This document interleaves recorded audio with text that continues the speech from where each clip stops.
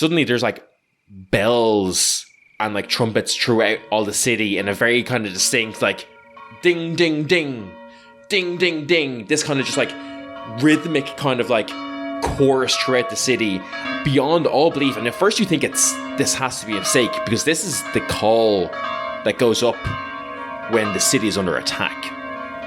As you're kind of like coming to this realization, you hear pounding footsteps on these cobblestones like streets rushing towards you, and you like hear pounding footsteps and like labored breathing as Zoran kind of rounds the corner and he's like Salryn, it's time, okay, it's not the city, but we gotta go. There's ships coming, flying the warlord's banners, ships, boats, the thing's on the water. What?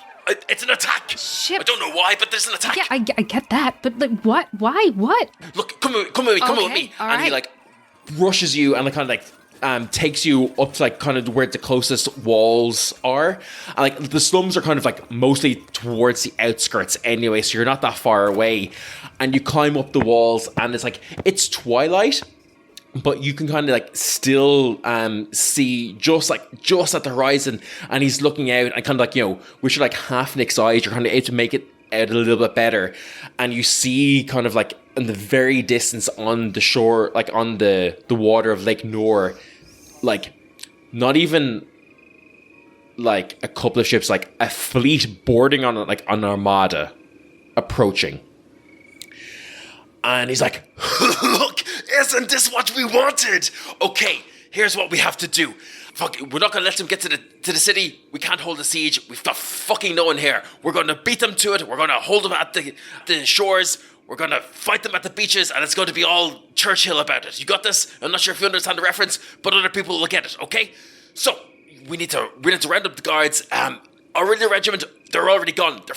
They just fucking ran. They just started going straight for us. So they're going to be our first line of defense, but we need more. We don't know how much. Judging by the ships, thousands of them. We don't know, but if we can stop them getting from onto a beachhead, we can buy some time, okay? But what we need, this is the fucking thing when we don't have other people. We need runners. Have you got anyone who's good at like running around, passing messages? Someone who you maybe not being able to catch doing. Oh yeah. I actually do. Yes. Just gather people. We need anyone we can. Anyone who can. We'll sort. What are you doing here? I didn't invite you up here. And he just looks straight at you, Justice. Have no fear. I will save the city. Okay, you. Sure. To arms, guardsmen! Rally to my banner! He just runs down the stairs to wherever it is he's going. Just let him go. Just let him go. He'll be fine. The Aurelia regiment, they've got the more bodies. They've gone first. Us Vashek have taken it upon ourselves to gather the rest of the guardsmen, sound the alarms, and go there. But as soon as you can, come with me. Let's go. Okay. Yeah. Sorry, I charged forward. I don't actually know where we are going. So... Okay. Look, friend. I very much appreciate your whole kind of vibe, but just... Thank you. Yeah, just follow, okay? Just follow. Please don't encourage him. Thanks. My entire vibe, yes. And he runs off gathering other like people. You see he's like kind of like as someone else who's like does like rounds and stuff, he knows kind of like the other routes of all like the city guards, and is off like rushing to gather people. What do you do? Well, I'm gonna go find Jorvin, I suppose. Yeah. Nice. Where is Jorvin to be found? Jorvin is going to be back in his little shack. He's been dressing for the evening. So he has slicked back his hair, he's done his little wax on his moustache, and he is wearing a very large, oversized fur coat over his leather armor, which is squeaking as he moves around the shack. Bang, bang, bang. Jorvin. Is that you, Oh, it's not Rowena. Who is it? Just open the door, please, now. Okay. Yes? What are you doing? It's called fashion, honey. Look it up. Okay, that doesn't matter. We're under attack. Well, us specifically? Daya. The whole place. They're boats. Apparently I need you. I can't believe that I just said that to you, but I need you to follow me. Oh shit. Okay. Can you where are we take going? the fur coat off first, though, please? But I built my entire outfit around this. Fine. Yeah. Sure. Okay. Yeah. Whatever. Good. Yes. Yeah. Okay. Cool. Yeah. Thanks. Thanks for this. You gather up Jorvin and you just start running. You know that Zoran is kind of like being responsible for gathering up everyone else in the area and has given you orders to meet at the city gates with the rest of the Vashakanaya. So kind of with the time it takes for you to go get Jorvin, criticize his fashion choices and life choices, you kind of like gather up, start running to the city gates. There again, you meet Zoran and he's like, okay, look, we've got a hard march ahead of us, but we should be there to back up the Aurelians. Nice defensible position. Judging by the size of the fleet, there's one beach that they can fit at. We're going to head there. We're going to be support. Hopefully you guys don't need to do anything. This is your runner, yes? What is your name? Me? You're talking to me? Yes, you.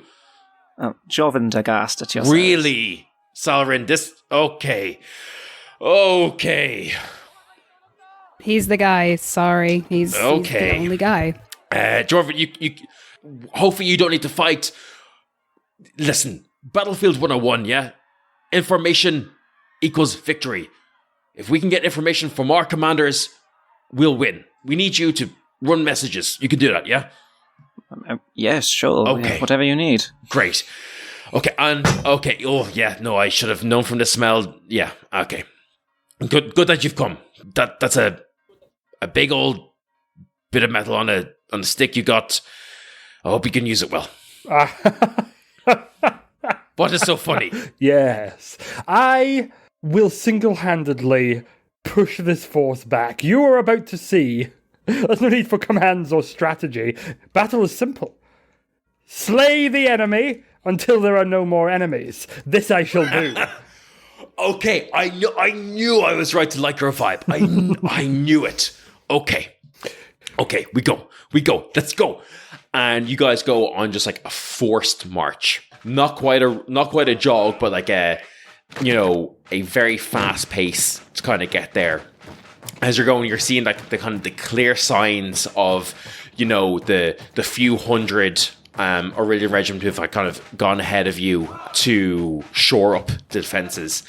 And as you're kind of like walking and you're going through all these kind of like all these farmlands and things like that, and like even it's still quite late, but there's still like people like laboring away in the fields, kind of a lot more kind of like than you'd you'd usually expect. You're walking through, and about halfway there, you see a runner like breakneck riding towards you. Like they've commissioned a horse from somewhere, like a pony from like a local farm or something like that.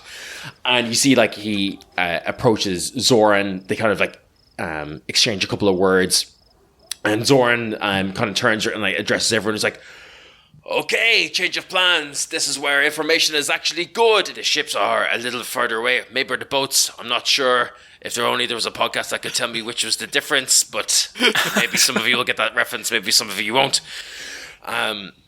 It's all about how they turn. Okay, no one cares, you big nerd. They are effectively just large barrels, if you ask me. I mean, look, that's the best way to think it. They transport things on water. It might as well be a barrel.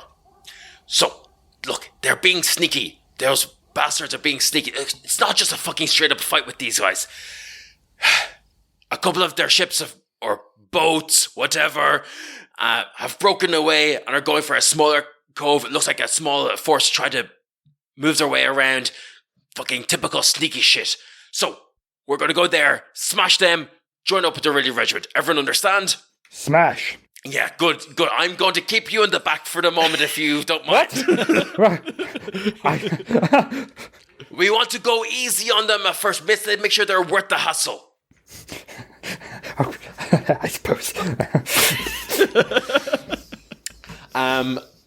This is all happening as you're still all on this kind of like forced march towards the, you've got now like kind of broken away from the main road, heading towards what would in our terms be kind of just like a small like leisure beach. It's kind of like a small kind of like sandy cove, not somewhere that you would actually expect to have any kind of boats mooring or like landing at all.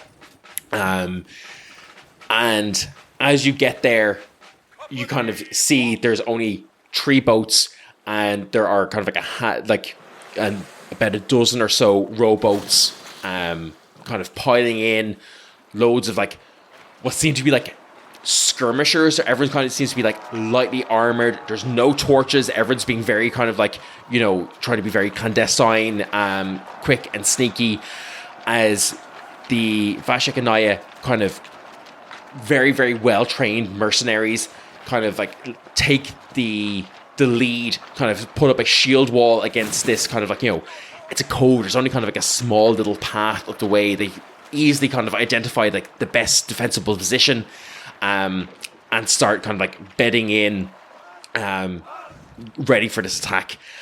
As all these kind of skirmishes start up, the lines clash. It's quite kind of boring, actually, because line combat tends to be a lot of kind of just like everyone standing in front of each other 4 feet apart so they can't get hurt. And there's kind of a lot of like, pushing back and forth. And Zoran comes over to you, Salryn, and he's like, okay, I said it was going to be exciting, but look, it's a fucking Vashek and Daya, yeah, they can't break through this. And then you see he looks up and he goes, fuck. We're being flanked! Go, go, go! And yes! you see that all these kind of like light skirmishers are kind of like using their mobility to their advantage and are kind of swarming up around the rocky terrain. I need everyone to roll initiative. Nice.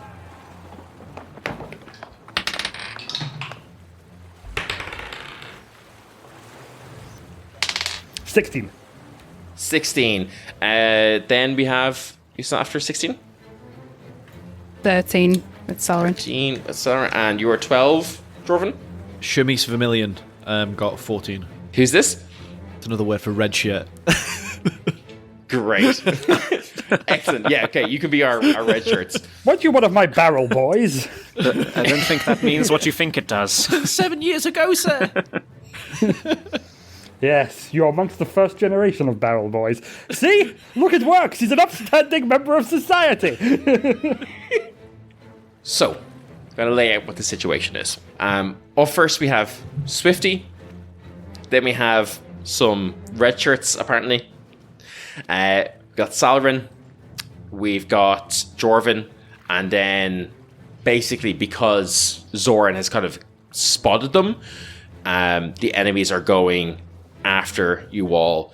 You're all on this kind of like small coastal path. You're kind of like, most of your forces are kind of like, I say forces, there's only about, a couple of hundred of you. A lot of like the city guard are sleeping. They're not ready. They're still coming. They're still kind of trickling in.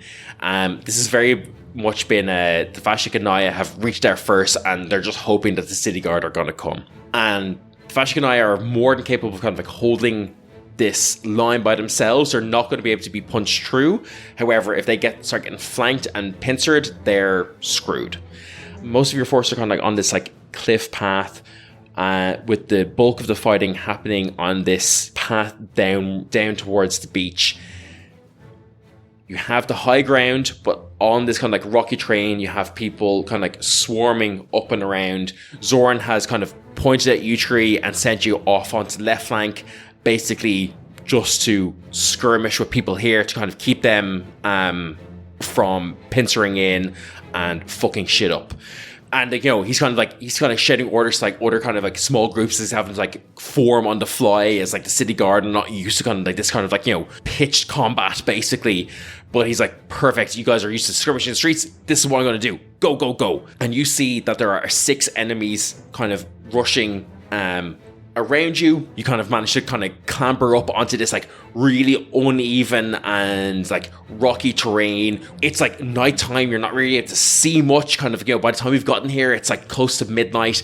Things are not looking great in terms of like actual visibility. And yeah, you see 6 of these enemies swarming around. Swifty, you're up.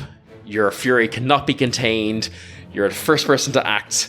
These people are here, to capture/destroy your homeland. What do you do?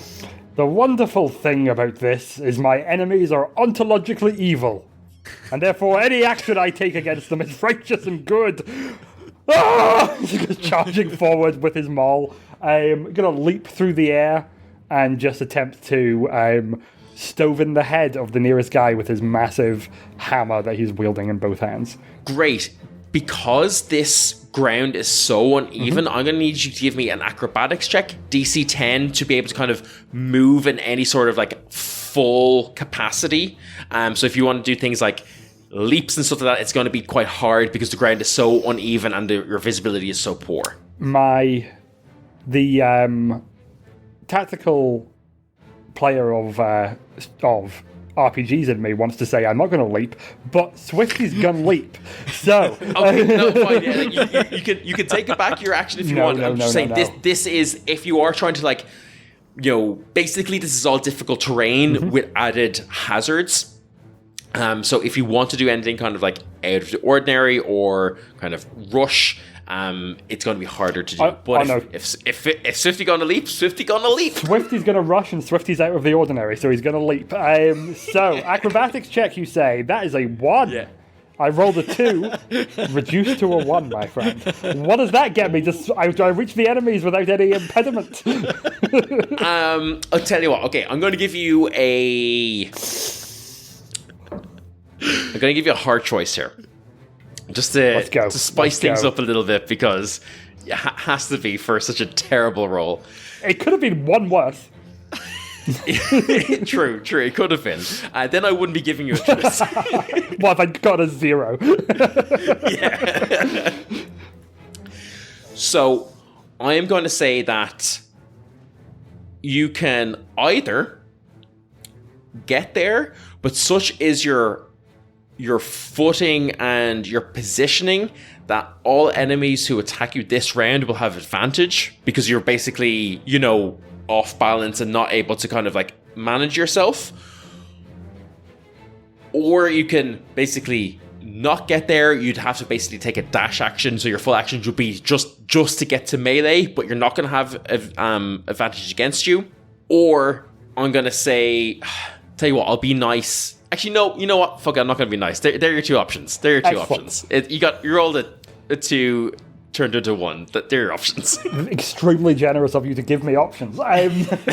So, Swifty runs. He leaps. His bad leg catches on a stone. He has a brief moment where he's like, okay, I can slam my maul into the ground now to arrest my fall so I don't reach them. He decides not to do that. He continues forward, sprawling through the air, swinging his hammer wildly around himself, hoping that this is somehow going to make him more effective in combat, while I, of course, as the player, know he just has no defense against whatever attacks are coming. Yep. So, reaching them, he is going to... the first enemy, he is going to use his bonus action to do a feinting attack. Nice. Choosing one creature within 5 feet, so just the nearest enemy combatant. I get to roll with advantage, expending a superiority die in order to do so. Oh, and you know what? I will also throw Great Weapon Master on top of that, so I'm owing a -5 penalty to the attack roll. Yep. And rolling at advantage, that is a natural 20. Holy shit! Yeah. Okay. That's your first roll of the game? Yeah. No, it's not. My first roll was the 2. Oh, sorry, yes. of course, I'm sorry. So You've redeemed yourself, though. yes, as I feel like he crits here because as he goes flying, sprawling forward, he does hit them with the maul, and then the entirety of the rest of his body also impacts into this individual. It's a crit, but not an elegant one. So that's going to be 4d6, 2 6s first of all. What? And then next a 2 and a 5.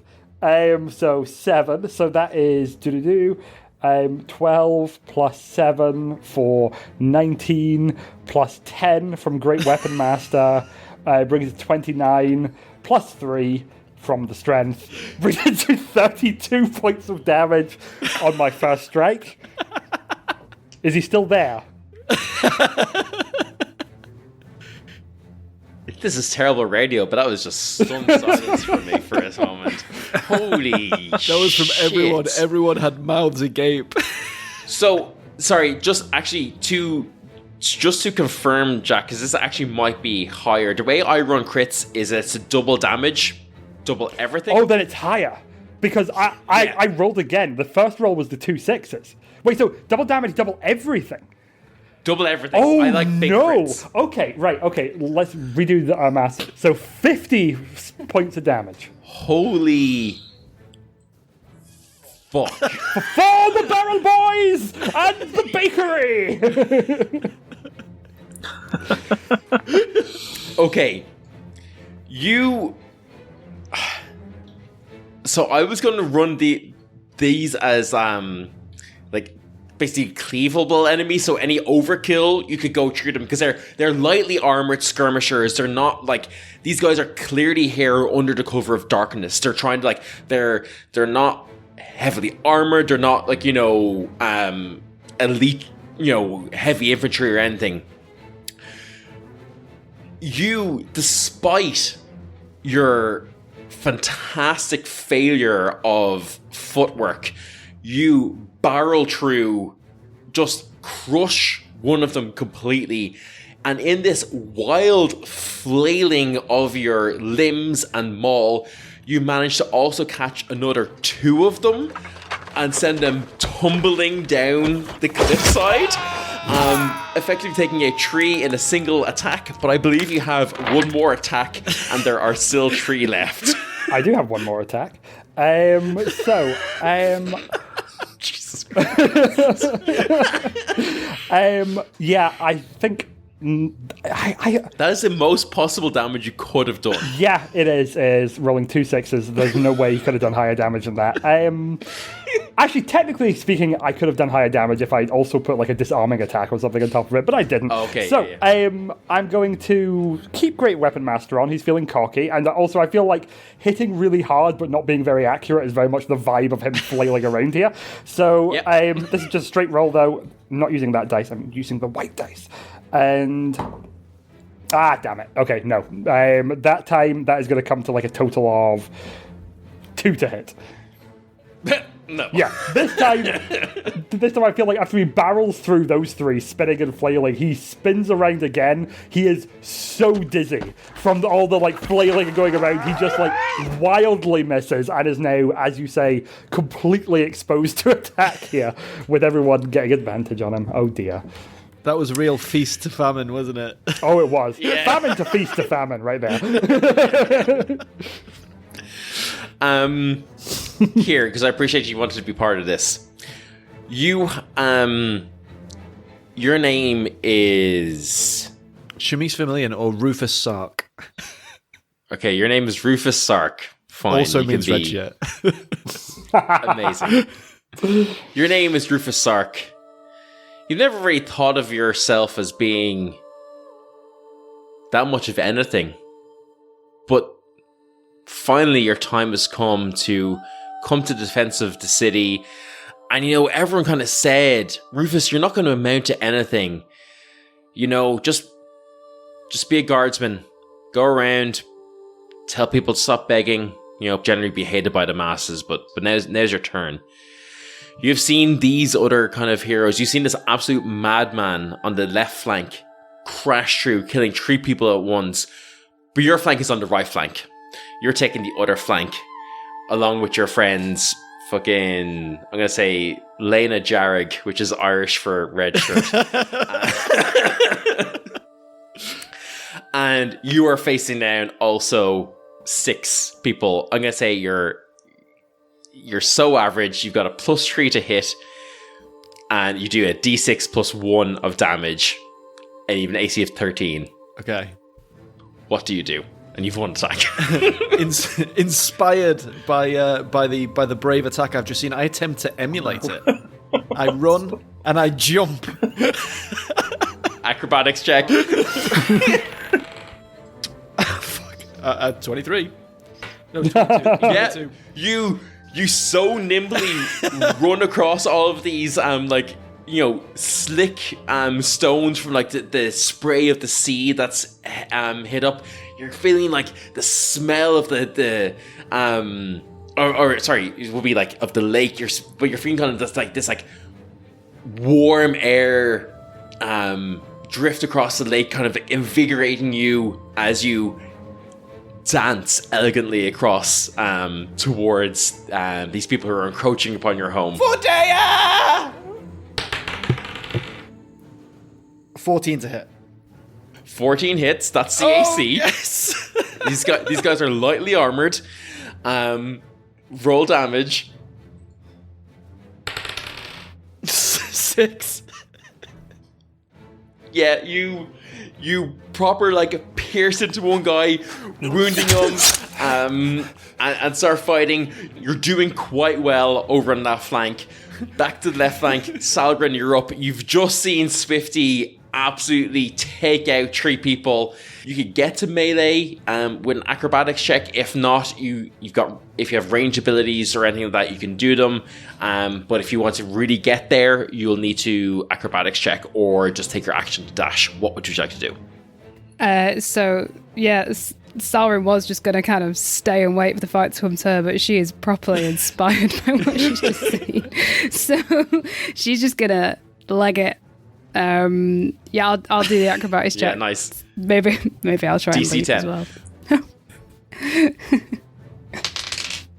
Oh, and that's a 13. Yeah, nice. You see the rock that tripped up Swifty, you know to avoid it, start running towards it. There is 3 enemies. They're all kind of trying to flank out now and surround this absolute madman who's just hurled themselves at him. What would you like to do? Yeah, I've got my 2 short swords. I'm just gonna swing for the first guy that I can get to. Go for it. With the first one. Ooh, that's a 9. 9 is not going to do it. You see that she sees you coming. She kind of rips her eyes off from Swifty as he's flailing around, just in time to kind of deflect one of your blades. Yeah, I'm gonna go with the second one.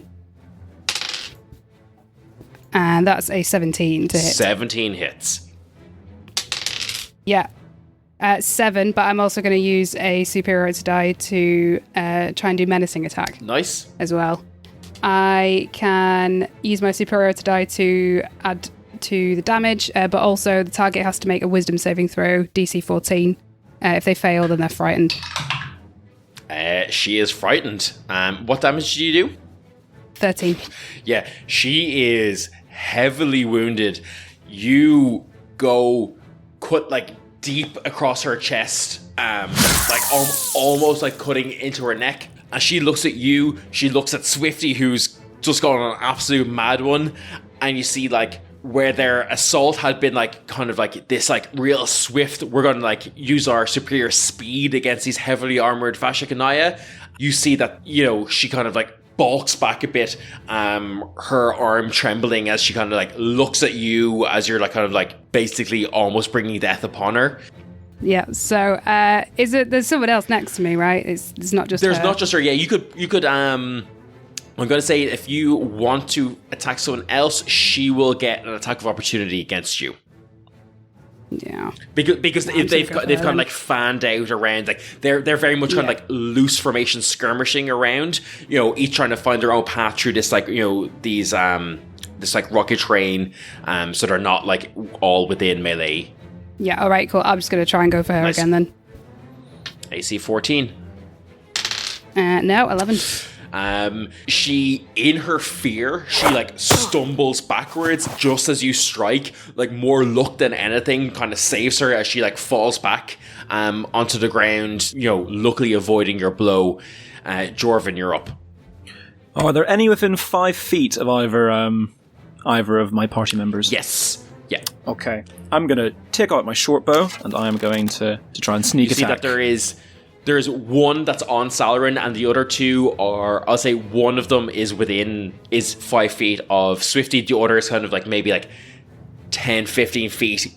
Like you see he's trying to like basically avoid all of this and try to go around and kind of like try to flank you guys as well. The one that's fighting Salryn is very wounded.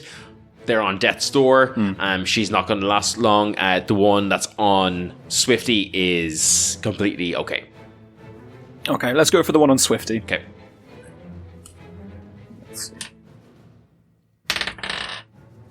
Nat 1. Oh.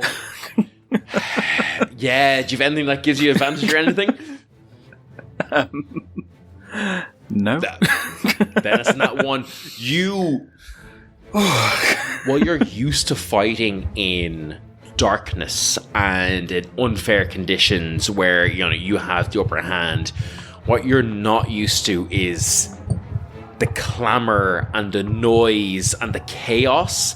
While it's, from Zoran's perspective and maybe Salryn's perspective, boring and it's just a pitched combat of holding a defensive choke point, you are hearing people scream, people die, people, you look down and there are like, people who are like clutching grievous wounds. You've just seen Salryn like almost kill someone. You've seen Swifty like barrel 3 people to their deaths down this cliff that they've just climbed up of, and all kind of this chaos just gets to you, and you kind of let loose this, but kind of just everything combined just takes you out of it, and you can't get a good bead on your opponent.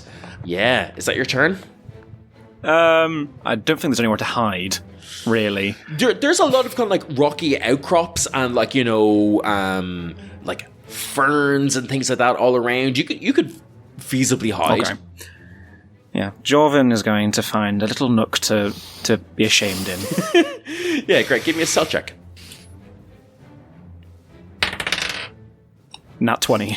Okay, fucking you Roller disappear. coaster this game. Yeah. Oh, You yeah, you think to yourself, okay, if I can't get a good clear attack on someone because it's okay, like I'm gonna play to what I know. I'm going to stick to the shadows. I'm gonna hide. I'm gonna wait for my moment because that's what Jorvin knows.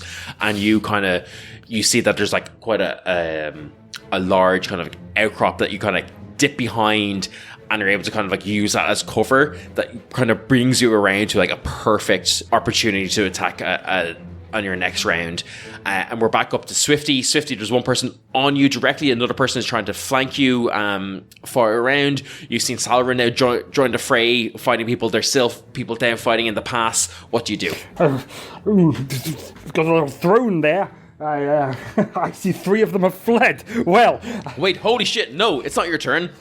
My guys need to attack. Holy shit. And no. no, it's fine, they're man. going to- They all attacked. They all missed. Did you not remember that? no, I don't remember that actually. Does a 19 hit you? Me? Indeed, it does, sir. That is 8 points of damage. Come on, the barrel boys hit harder than you. Oh, 19 on the first. Will I go for a crit on the second? No. Okay, and another 4 points of damage as the other one kind of rushes in, attacking you. Actually, these guys are skirmishers, sorry, so they've got like 2 blades. Totally impractical in real life, but it's cool in fantasy to think of skirmishers with 2 swords. It's a 15 hit? Yes. Oh, wait, no, it doesn't. No. Okay. Your wild flailing doing a lot for you in managing to keep people at bay more than anything else.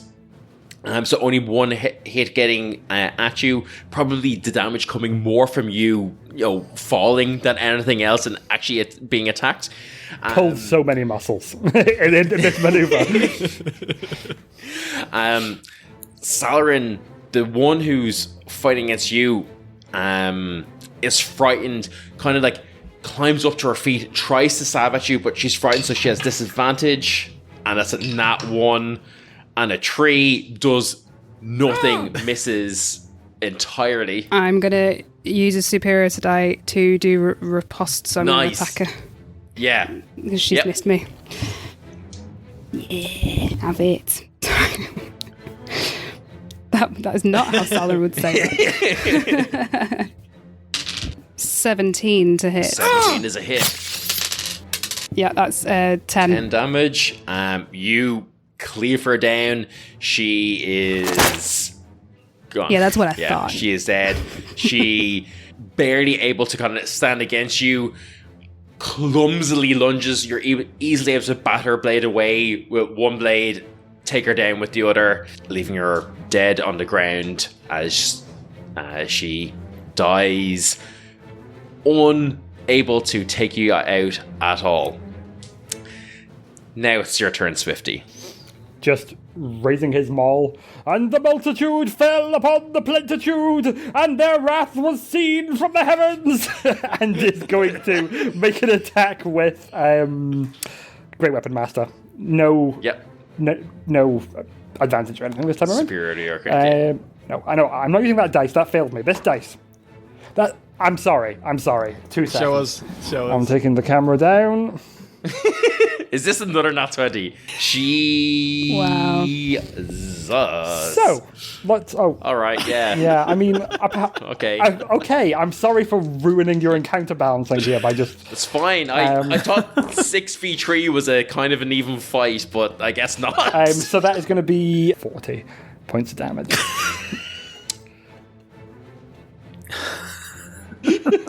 Yeah. Ain't that just the way sometimes? I mean, as a DM, you can't account for 2 nat 20s on a Great Weapon Master in a row. Like, you can't account. No, there is no accounting for it. It just happens sometimes, and it's like, okay, there we go, yeah. I'm going to give this one to you, Jack. Okay. I think he while screaming a quote from scripture that would upset any priest who actually knows the holy word, just effectively hits this skirmisher with an uppercut with his maul, just lifting it up from the ground directly beneath this guy's chin. The cleave's going to hit the other remaining guy, right, and also kill him, and launches him directly into the second guy, and they both go tumbling off the cliff. Yeah, I'm going to say that with such is the ferocity of your assault, with reckless abandon for your own safety, you almost single-handedly have cleared this flank. I know you have another attack. I'm going to breeze past that because there's no one around for you to attack just yet. I have 2 more attacks, actually, because of the Great Weapon Master gives me a bonus action attack. Okay. Yeah, I did. You don't... You're teabagging me at this stage here, Jack. Okay.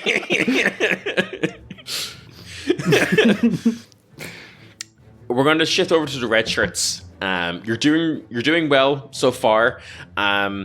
Just tell you what, give me a dexterity saving throw, DC of 14, to kind of see how you're doing in avoiding attacks and kind of like keeping your footing and stuff like that.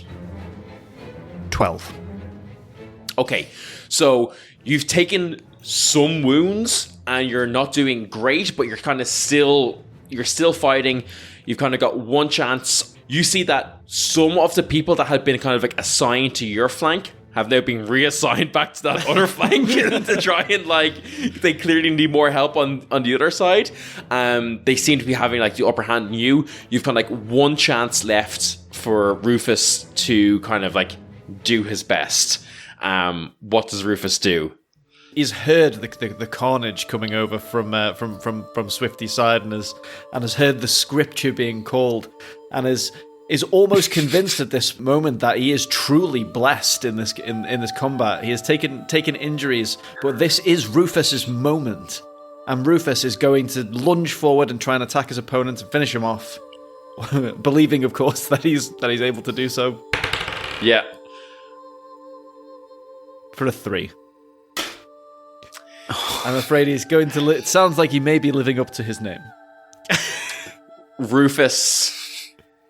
This was Rufus's last chance. Had Rufus been able to do this, he would have graduated from red shirt to, I don't know, a yellow shirt or something. I don't know Star Trek, whatever. You guys, I hate Star Trek.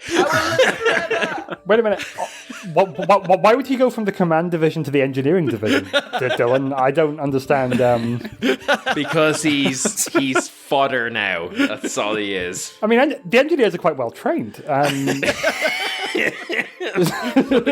Not again, Jack. His shirt's going from red to even more red as there's more blood on it. Okay, as Rufus fails to strike true and is, of course, summarily cut down. Avenge me, Shamis.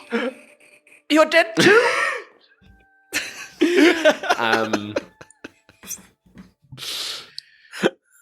I'm gonna say, guys fucked up those 6 people so quickly. So quickly. You basically single-handedly win this flank and have diverted enough resources and bodies away from the other flank that they're unable to get a foothold at all on the other. And you see the Vashik and Daya kind of led by Zoran, kind of just like Salryn, you remember this so well, where he's kind of like walking, back and forth along the lines, and he's like, "Okay, Vashek, on my count, 1, 2, 3, step." And they all step forward and kind of like shield bash with their shields. And he's like, "Yes, very good. 1, 2, 3, step." Does it again. And you see that they're just getting kind of forced into this kind of like donut of death. You guys are able to kind of like break down, kind of cut through the backs, kind of clearing out this like small ambush force. As you do so, and kind of like Zoran comes up to you, and he's like, "Well, I wasn't sure what to expect, but did pretty well for a smelly guy. You sure do a good flail. Well done. Salryn, I hope a bit of excitement for you. Short-lived, but they proved no match for us, huh?" Yeah, I'm just blown away by whatever this guy did. That was pretty good. I kind of saw it from the corner of my eye. It looked really like he was going to just fall, but then he turned it into a wild attack. I've never seen anything like it. The great power of the justice. I'm still very dizzy. Excuse me.